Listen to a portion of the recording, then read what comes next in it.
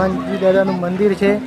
ત્યાં કરોડોમાં ઢગલો પડે છે. વિશ્વનું એકમાત્ર એવું મંદિર જ્યાં શ્રીફળનો પહાડ કહેવામાં આવે છે. જય હનુમાન દાદા મિત્રો, આપણે જવાનું છે આજે હનુમાનજીના ધામે ગેળા. બાઇક થઈ ગયું તૈયાર અને ત્રણે ભાઈબંધો જવાના છીએ. તમને હનુમાન દાદાના દર્શન કરાવું અને આપણે ત્યાં જઈને પણ નવા જે અપલોડ કરીશું. આપણે સીધા જઈશું હવે હનુમાનજીના મંદિરે. જય હનુમાન દાદા.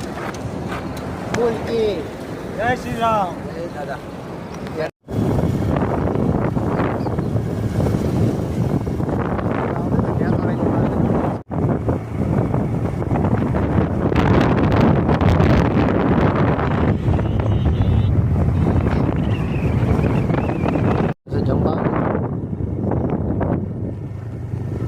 વાપરો પણ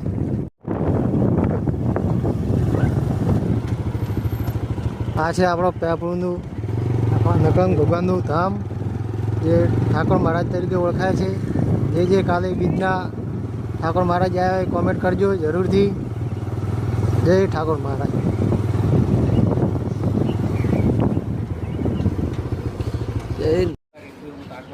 આ છે આપણે પેપળુમાં આવેલા એક મિત્રની દુકાન, શ્રી વિહત મેલડી પાન પાર્લર.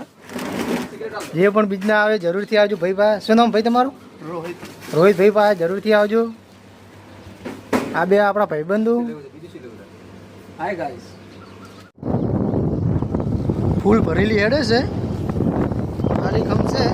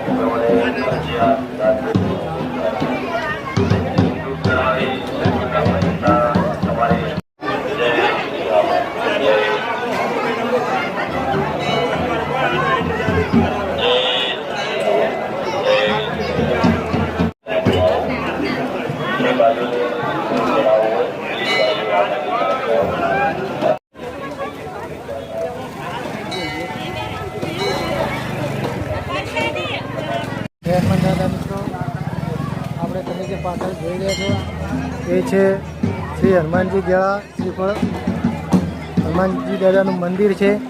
ત્યાં કરોડોમાં ઢગલો પડે છે. વિશ્વનું એકમાત્ર એવું મંદિર જ્યાં શ્રીફળનો પહાડ કહેવામાં આવે છે.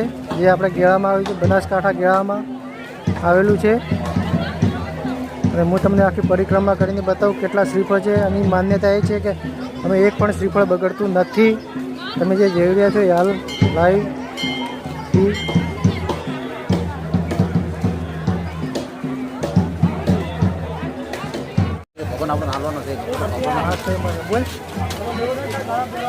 કોઈ લેવું નહીં મારે. ઘણું પહેરેલું જ છે જિંદગીથી. નહીં ગયું હનુમાન દાદાની.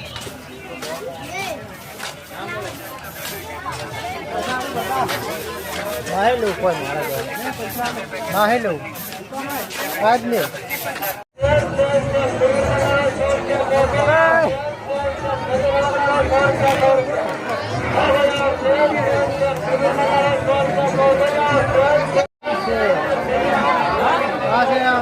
ગેળાની મેન બજાર જેને પણ ખરીદી કરવી હોય બધા આવતા રહેજો. શનિવારે ફૂલ ટ્રાફિક જોવા મળી રહી છે.